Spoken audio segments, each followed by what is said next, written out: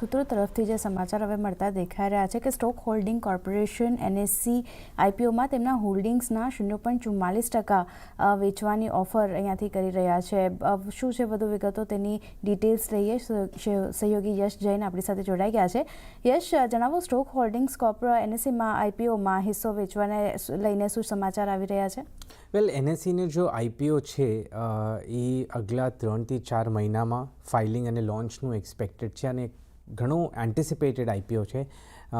અમને સૂત્રોથી જે ખબર મળી છે એ છે કે સ્ટોક હોલ્ડિંગ કોર્પોરેશન જે one of the share holders છે NSEનો, સ્ટોક હોલ્ડિંગ કોર્પોરેશને 0.44% એટલે કે 0.44% પોતાનો સ્ટેક NSEમાં વેચવા માટે ઓફર કરી છે। એના IPOના ઓફર ફોર સેલ પોર્શનમાં સ્ટોક હોલ્ડિંગ કોર્પોરેશનનો ટોટલ સ્ટેક NSEમાં 4.4% છે।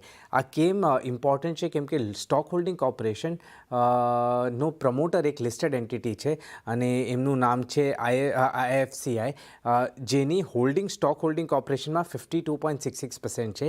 તો એક મોટી વેલ્યુ અનલોકિંગ પણ હોઈ શકે છે સ્ટોક હોલ્ડિંગ કોર્પોરેશન અને IFCI માટે।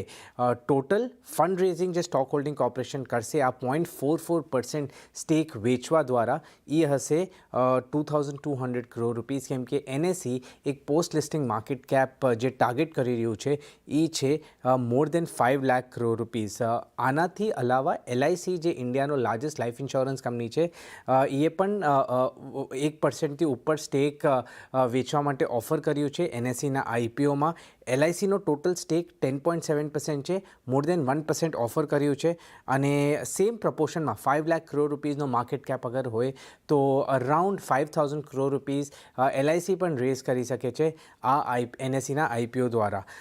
અધર સેલર્સ જે છે NSEના IPOમાં એમાં New India Assurance, GIC RE, Chrys Capital અને ટેમેસેક આ બધા શેર હોલ્ડર્સ હોઈ શકે છે। આભાર યશ આપનો સમગ્ર માહિતી આપવા માટે। તો જે રીતે આપણે જોઈ રહ્યા છે, ખાસ કરીને આ સૂત્રો તરફથી આપણને જે સમાચાર મળતા દેખાઈ રહ્યા છે કે સ્ટોક હોલ્ડિંગ કોર્પની NSE IPOમાં 0.44% હોલ્ડિંગ વેચવાની ઓફર આપણને આવતી દેખાઈ રહી છે, એટલે આના પર એક ધ્યાન રાખવાનું રહેશે। સ્ટોક હોલ્ડિંગ કોર્પનો NSEમાં 4.40% હિસ્સો છે, જેમાંથી 0.44% હિસ્સો હોલ્ડિંગ્સ જે છે તે ત્યાંથી વેચવા માટેની ઓફર અહીંયાથી કરવામાં આવી છે, એટલે ખાસ એક ધ્યાન રાખવાનું છે આના પર।